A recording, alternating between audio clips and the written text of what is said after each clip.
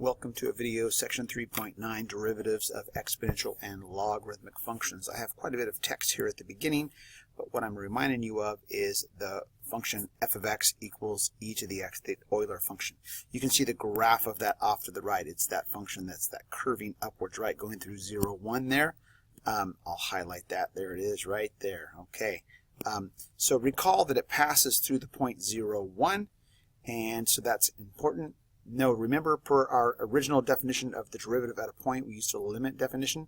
We could know that the slope of the tangent line right there, notice that I've drawn in that tangent line right there. If we wanted the slope of that tangent line, we could use the limit approach as here.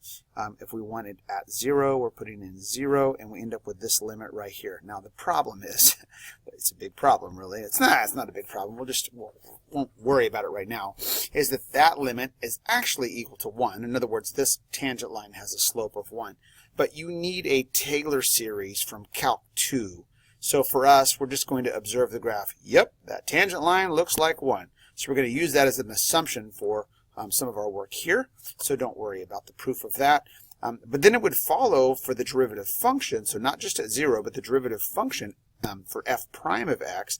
If we go back and consider this, we get that, remember it's f of x plus h, so we have e to the x plus h right there. You might remember a property of exponents is that when you multiply things with the same base, you add the exponents. So going in reverse, that could be replaced with e to the x times e to the h. That's where you get that x plus h. And then notice that that term and that term both have an e to the x in common. So you can factor that out front.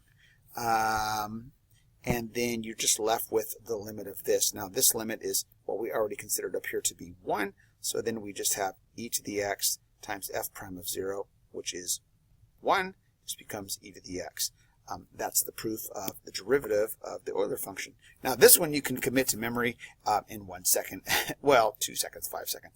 Commit this to memory. The derivative d dx of e to the x is e to the x. In other words, this is a special function in that the derivative function is the same as the original function. So like the function is a derivative of itself, which is strange indeed. And what it really means is that the value of the function at any point on the graph is equal to its derivative as well. So let me give you an example in the graph so I can show you what I mean. Like for example, if we went back to -2 on the graph here, right? There's a point right here. If we drew a tangent line, it would have a slightly negative value. If we go to if we look at the slope of this line right here, it's equivalent to the value of the y value of this point. In other words, if we plug -2 into the function, e to the -2, then the slope here is also, here, e to the -2. Interesting that those always match. Okay, but anyway, for us, for purpose here, we're just going to memorize this quickly. So let's take a look at an example. If f of x equals x squared e to the x, find the value of f prime of 1. Product rule here, right? Remember the product rule. If we have two functions multiplied together and we're taking the derivative of those, the quick shortcut f prime g plus f g prime, we're going to use that. Derivative of the first, derivative of x squared is 2x times the second function plus, oh by the way, let me label what I'm doing. This is f prime of x plus the first function, x squared times the derivative of the second, but remember the derivative of e to the x is just e to the x. So if we want f prime of 1, we'll just be plugging in 1 for all of the x's that we see here. All right, and e to the first power is just e, so this becomes 2 times 1, 2e. And then here, 1 squared is 1 plus 1e. We'll simplify to 3e. We don't need a decimal approximation, but remember that e is just a number about 2.71828 and so on. And so that's just some value, some number of the slope of the tangent line at x equals 1 for that function. Number 2, you can see that it's e to the power of 3x squared plus 5x minus 2. All of this is part of the exponent.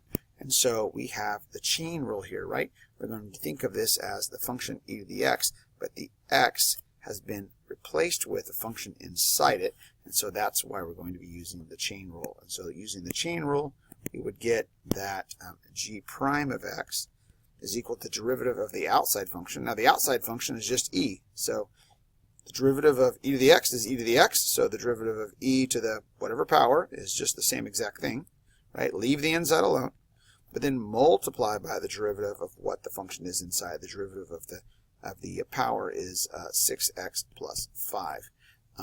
Find the value of f prime 0 means plug in 0 here.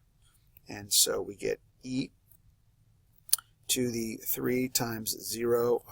Let's just do this in our head. 3 times 0, 0, plus 5 times 0, 0, minus 2. And so we're left with e to the negative 2 power times, plugging in 0 here for x, 6 times 0, 0 plus 5, 5. And so I would think that's better written as 5 to the times e to the negative 2 power, or in other words, 5 over e squared. That's a nice numerical answer. Number 3, you can try this, pause the video. Okay, perhaps you tried it and you noticed that this would be a double chain rule. The tangent function is embedded in the e to the x, but 2x is embedded in tangent. So when we do the derivative, okay, the derivative of the outside function is e to the x. So we'll leave the inside function alone. All right, so it's just e to the tangent 2x times the derivative of what's inside. We're going to take the derivative of the tangent function. The derivative of the tangent function, let me give myself a little more room just in case I need it. Derivative of tangent, you remember, is secant squared x. So secant squared of 2x times the derivative of what's inside there times 2. Probably it looks a little bit cleaner if you write all of this up front. I'm going to move even the 2 to the very front. 2 secant squared 2x times e, and you don't have to put the times, tan to the 2x power. All right, that would be our derivative there. Number 4, a colony of mosquitoes has an initial population of 1,000 with a growth rate of 10% per day. Oh, that's awful. We'll have a bunch of mosquitoes soon. After t days, the population is given by a of t, so the amount of mosquitoes you have at any time t, in number of days, is given by 1,000, that's our initial population, times e to the 0.10 t. If you remember exponential growth, this is exponential growth, but it's the natural growth. That's why we're using base e. How fast is the mosquito population growing? So we're asking how much it's growing, all right, on day 10. So when we're talking about the population growing, we're not talking about the population. Let me write out what I mean. If you just plug 10 in, this is the population on day 10. In other words, if you just take the equation and plug in 10, that's what you get. But we want how fast is it growing. All right, so we want dA dt, dt, which would be a is the population. So it's the change in population per the change in time. That's a rate. That's different. So we want that derivative. So let's go ahead and do it. A prime of t. 1,000 is just a constant, so it's a multiplier. We're just going to leave that there. The derivative of e to the x is e to the x. We're going to apply that here. So that would be e to the 0.10t, but then I have to use the chain rule, multiplying that by the derivative of 0.10t would just be 0.10. And if we make this a little bit nicer, it's going to be better for us. So let's multiply 1,000 times 0.1. That'll just be 100 e to the 0.10t. And it wants to know, the question is, how fast is it growing? On a particular day, day 10, we'll plug in 10. That's our derivative on day 10. So it's 100 times e to the 0.10 times 10. And luckily, these numbers are pretty friendly. 10 times 0.10 is just 1, or 100 e. And that would be approximately 278. Remember that the e is 2.7. Oops, I wrote that wrong. 2.71828. So it's approximately 271.8 mosquitoes per day at that point. So that would be the growth rate there. This is an exact answer up here, if you want to leave it as an exact answer. All right, let's look on. On the next page, we're going to consider the derivative, let me scroll back up, of the natural log function. And here, there's a little setup here, is that x needs to be greater, I apologize, x needs to be greater than 0, and that's because the domain of the natural log function is only defined for values that are positive. There is no 0 or negative logarithm there. And so what we want to do is consider, well, what about the natural log function? What about y equals natural log x? What's the derivative of that?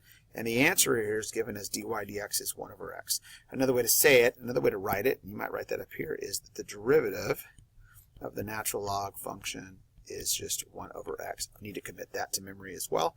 And the proof starts from the identity E ln x equals 1.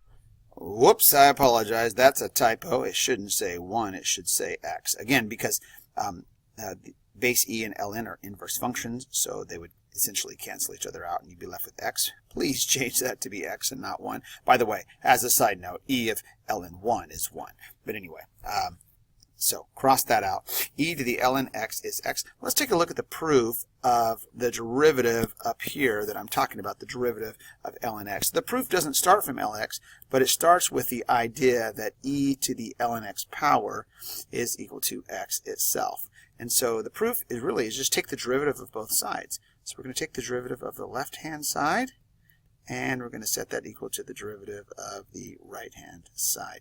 The right-hand side is much easier. The derivative of x is just 1.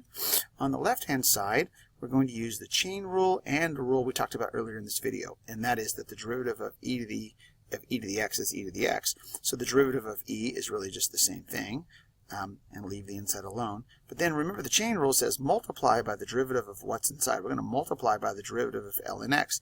Now the issue is, if you're doing a proof, you can't assume you know the answer yet. So I'm going to say times the derivative of whatever the inside thing is, and that's ln x.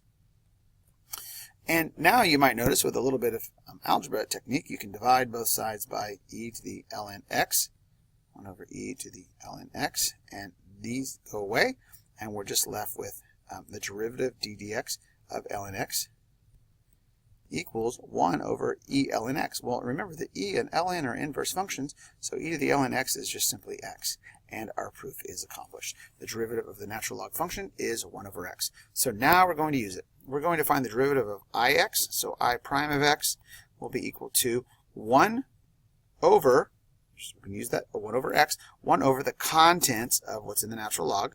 But since it's not just x, we're going to apply the chain rule times the derivative of what's inside. The derivative of 2x minus 5 is 2, and you could just write that as 2 over 2x minus 5. That's the derivative of that function. Let's take a look at example 6. Quite a bit more complex here. It says find the derivative of jx equals natural log all of this using the properties of logarithms. So what we're going to do is we're going to rewrite j of x first using our properties of logarithms. And so you might remember one of the properties is if we have a natural log, or actually log of any base, of things that are being divided, you can separate those with subtraction. So I'm going to first separate this as ln x squared sine x, that's my numerator, minus ln 2x plus 1. That's just a property of logarithm. Okay, I didn't do any calculus yet. And then you also might remember the product rule. These are multiplied together. You can separate things in a logarithm that are multiplied together using addition. So it's ln of x squared plus ln of sine x. Maybe I better put parentheses around all that so you can see it. Minus ln of 2x plus 1. You might remember a last property of logarithms is that if you have a power, which we have here as 2, you can bring it out front as a multiplier. And so I'm going to do that as well. I'm going to take one additional step. So it's 2 ln x plus ln of sine x minus ln of 2x plus 1. All right, that was a lot of work, but now we're going to find the derivative of j of x. So that was all set up. So now j prime of x, I'm going to look at this expanded version because it's going to be much easier than trying to use the quotient rule plus the product rule plus blah, blah, blah, blah, blah on that original one. So now that it's expanded, let's just do it a term at a time. So it's 2 ln x. So the derivative, you have the 2 already, and then the derivative of ln x, remember, is just 1 over x plus the next term, ln of sine x. So it's 1 over sine x, because again, the derivative of the ln function is just 1 over x. But it's not just x, it's sine x. We're going to multiply by the derivative of what's inside. The derivative of sine is cosine. And then lastly, we're going to do the derivative of the last term minus 1 over the contents of all of that times the derivative of what's inside 2. Now, it's probably useful to clean this up. It would be 2 over x plus, now notice here you have cosine over sine. That's actually cotangent, which is kind of a lot cleaner. Minus, and then you can put this 2 in the numerator here, 2 over 2x plus 1. That is a nice way to rewrite the derivative. And then lastly, we want to find j prime of pi over 2. So we're just going to find that by plugging in pi over 2 for x. So we have 2 over pi over 2 plus cotangent, oops, not cosine, cotangent of pi over 2 minus 2 over 2 times pi over 2 plus 1. It doesn't look too bad. So the first term, 2 divided by pi over 2 becomes 4 over pi. That's just the same change flip. Cotangent of pi over 2, don't forget your unit circle. Just drawing that over here, right? Pi over 2 would be this top location, and that's the location 0, 1. And your cotangent would be your x over your y. 0 divided by 1 is 0. So that's really nice because that just is 0. And then the last one, notice these two simplify, and we get minus 2 over just pi plus 1. So you don't have to write the 0 in that. 4 over pi minus 2 over pi plus 1 would be a fine answer for that. That's j prime of pi over 2. All right, moving on. Another thing that we want to introduce in this section is the derivatives of general exponential and logarithmic functions, meaning not just base e and not just ln x. Okay, we're not just the natural stuff, but for any base, for log base 2, log base 7, log base 13. In this case, we're going at log base b for any base greater than 0 and b not equal to 1.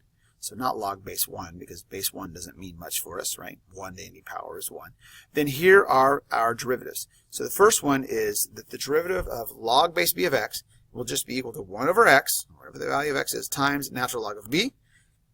And the second one is the derivative of b to any power x, any base b to x power. So not e, but any base, like 5 to the x power or 17.2 to the x power. You'll just, it kind of looks familiar before, like remember the derivative of e to the x was e to the x? You kind of see that here, but then you got to multiply by ln b as well. And it's because the derivative of any exponential function isn't exactly itself. You have to multiply by that natural log of b. Now, we're going to prove that in class. At the very end, I'm going to ask you to challenge yourself with that, and I'll give you some hints of how to do that. And it's actually kind of fun using properties of logarithms and so on. But we're just, for now, today, in this video, we're just going to use these. So let's go. We're going to start by using this one on the right, and that's evident in our first problem. Find the derivative of k of x equals 3 to the x over 3x plus 2. So don't forget to use, well, you can use several things, but I'm going to use the quotient rule here. Remember that the derivative of a function divided by a different function is equal to f prime g minus f g prime over g squared. So let's apply that here to k prime. Okay, so derivative of the top, 3 to the x, that's that piece right there. We're going to be using this rule, would be leave the function exactly the same, 3 to the x, right? That's b to the x times the natural log of 3, all right? That's f prime, times g, times the bottom function, 3 to the x plus 2. Minus, that was g, f, just the top, 3 to the x, times the derivative of the bottom, times the derivative of the bottom. Derivative of the bottom, 3 to the x plus 2, we already did that. That's 3 to the x, natural log 3, and then plus 2, the derivative of 2 is just 0, so nothing there, over the denominator squared. Now, again, you could probably clean this up, but probably safe not to. So I'll just leave it as is and be satisfied with that. All right, example 8, find the derivative of mx equals log base 2 of 3x minus 1. So now we're going to be using that logarithm rule. It's off the screen a little bit, but let me write it down right over here just so you can see it side by side. The derivative of log of any base x is equal to 1 over x. That's kind of like the natural log rule, but then you got to multiply by ln b. So really, that's a great way to memorize these, is that they're very similar to the natural log rule and the e to the x rule. You just have to add in an extra natural log of the particular base you're talking about. So here, m prime of x, and we have log base 2, so it'll be 1 over, now 1 over x ln b. So x is the contents of the logarithm, so that's all of this. So it's 1 over 3x minus 1. Then we're going to multiply that. Let me see if I can label this for you. That was this piece right here. That was the x. I'm going to multiply that by ln of the base. All right. So I'm going to multiply that by ln of the given base. The base is 2. All right. That's our derivative. Times, well, that's the derivative of that. Times, but we're using chain rule, the derivative of what's inside. The derivative of 3x minus 1 is 3. So probably a little bit cleaner would look like this. 3 over ln 2 times 3x minus 1. That would be great right there. So again, I'm using the logarithm rule, but then I'm also being careful to use the chain rule. That's what this 3 is over here. All right, you can pause the video and try example 9. Okay, I'm just noticing example 9 also says example 7. Little typo there. Find the derivative of n to the n of x. So n prime of x. We're going to be using the product rule. Derivative of the first, 2x, times the second, log cosine x, plus the first, x squared, times the derivative of the second. When I take the derivative of the log function, I'm going to do 1 over the contents of what you have there. So that would be cosine of x times the natural log times the natural log of the base. Now notice there's no base written, and you might recall that when there's no base written, it's base 10. So ln of 10. All right, then it's the chain rule. It's not just cosine of x. Excuse me, not just x, it's cosine of x. So I've got to multiply by the derivative of what is inside, and the derivative of cosine is negative sine. If you did take the trouble to clean this up, which you don't have to, but if you did, it would look maybe a little bit cleaner as this. We got the x squared and the negative sine x on top, so that would be negative x squared sine x. And then we have the cosine x times ln 10 on the bottom. And that's good enough. All right, moving on to this page here. The last thing we want to talk about is logarithmic differentiation. And so you want to use this, when you have x in the base and in the exponent. So if you have x as a base, you're just using the power rule, like the derivative of x cubed, use the power rule. If you have x as the power, like 5 to the x power, you're going to use the rule I did from above. But if you have x in the base and in the power and in the exponent, then you need to use this logarithmic differentiation. I wrote out some steps here so you can kind of follow these along later, take a look at them, and be careful to see why. But what I would recommend as you work the problems is try not to use this list, but try to make more sense of it. But here are the steps. So if you have a function of this nature, right, of that, right, you're going to first take the natural log of both sides to obtain something like that. Meaning before you even do the derivative, just do the natural log of both sides. And then you're going to use the properties of logarithm. You saw me use those above to expand this as much as possible. Right, so get it all spread out. And after you've done that, finally you're going to do some calculus on step 3, which is differentiate both sides of the equation. All right, you're going to get that dy dx, that implicit differentiation thing. And then you're going to basically just solve for dyx, get that by itself. And lastly, replace y with the actual h of x itself, the actual function. Okay, there's a lot going on there. All right, so let's see. We have example 10. Use logarithmic differentiation to find dy dx when y equals x to the square root of x. Notice I have x in the base and I have x in the power. So I got quite a bit going on there. So we want to first maybe rewrite this as x to the 1/2 power, because the square root is 1/2 power. And now we're going to do step 1. So that is take the natural log of both sides. All right, maybe I'll start my work over here on the left. So on the left side, we have ln of y equals, on the right side, we have ln of x to the 1/2 power. So that was a mouthful there. Right, now we're going to use the properties of logarithms to expand as much as possible. So on the left side, there's nothing to do. On the right side, you might remember that if you have a power, you can bring it out front as a multiplier. All right, so let's do that. So we have x to the 1/2 power times ln of x. Okay, great. Now we're going to go to step 3, which is we're actually going to do some calculus. Let's take the derivative of both sides. Okay, so I'm going to take the derivative with respect to x of that side and the derivative with respect to x of that side. Notice that we have the product rule happening there. We're going to have to be careful of that. And so let's do that. The derivative of y is just 1. And so we have, we have natural log y. Careful. The derivative of natural log is 1 over y times dy dx, because we're talking about a function of, that's my implicit differentiation piece. And on the right side, we have just x, so we don't have to worry about implicit. So let's use the product rule. Derivative of the first, derivative of x to the 1/2 is 1/2 x to the minus 1/2 times the second function, just leave it alone, plus the first function times the derivative of the second function. Derivative of ln x is 1 over x. Okay, so we got all that out, and now we're essentially just going to solve for our derivative, this dy dx, get that by itself. In this case, it's just going to be a one-stepper. We're going to multiply each side by y. And so we get dy dx equals, let me rewrite some of this as I go. All right, so this first term there, 1 over 2 negative exponent reciprocates square root. All right, so there's that, times ln x, and so I'm just going to put that ln x on top, plus x to the 1/2 times x. You can do something with that.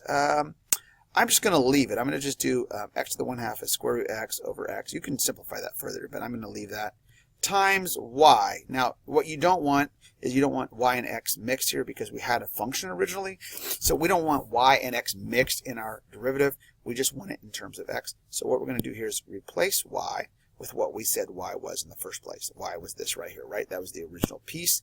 So we're going to say times y is equal to x to the square root x power. All right, there's our derivative. Okay, you might pause the video and try those last two examples for yourself. See what happens. Okay, if you did that, let's go ahead and take a look at examples 11 and 12. First one, find dy dx when y equals x cotangent x. Okay, so let's go ahead and take the natural log of both sides. We have natural log of y is equal to the natural log of x at cotangent x. And let's use the properties of logarithms. And we're just going to bring this exponent out front as a multiplier. So we got cotangent of x times natural log of x. And now we're ready to do some calculus. We're going to take the derivative of both sides with respect to x. And let's see, on the left-hand side, we have 1 over y, dy dx. The derivative of natural log is 1 over y. And on the right-hand side, we're going to be using the product rule. The derivative of cotangent, is negative cosecant squared x times the second function, ln x, plus, because again we're using the product rule, right? So derivative of the first times the second, plus the first, cotangent x, times the derivative of the second, which is 1 over x.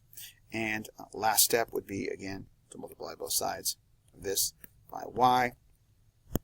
And you might have something, again, don't get overly worried about simplifying it. You might have something like negative cosecant squared x ln x plus, we could probably write this easier as cotangent x over x times y. Remember that y was originally given as that x cotangent x power. Okay, and let's take a look at this last one, example 12. Use logarithmic differentiation to find dy dx here. So let's take the natural log of both sides. Natural log of y is equal to, well, we've got quite a bit going on here. Natural log of 2x to the 4th plus 1, all to the 10x power. So we've got a lot going on. So the first thing is bring this power down as a multiplier. So we got 10x times ln of 2x to the 4th plus 1. Now it might be tempting to try and expand this further, but since we have an addition sign here, we can't expand it further. We can only expand if we have multiplication or division, separating that with addition or subtraction. So we're kind of done at that point. Let's go ahead and take our derivative. Derivative of the left, derivative of the right. So let's do that. 1 over y equals, and we have the product rule. Derivative of the first, because there's two things multiplied together. Derivative of 10x secant squared x times the second function, leave it alone, ln 2x to the 4th plus 1, plus the first 10x times the derivative of the second. So we're going to do ln of 2x to the 4th plus 1. It's going to be 1 over 2x to the 4th plus 1, but the chain rule applies, times the derivative of the inside part, which would be 8x cubed. That's a 3. Sorry, it's kind of messy. And then our last, forgot to write my dy dx. Maybe you caught that. I didn't catch that till now. All right, and then multiply both sides by y. We're done. All right, I'm going to shortcut it. Remember, y is all of this, so I'm just going to write that mess. Did I say mess? Yeah, it's kind of a mess out here. And so it can get pretty crazy and complex. But I've just shown you kind of the ultimate of what could happen. Pretty fun, but there's a lot going on. We'll see you in class.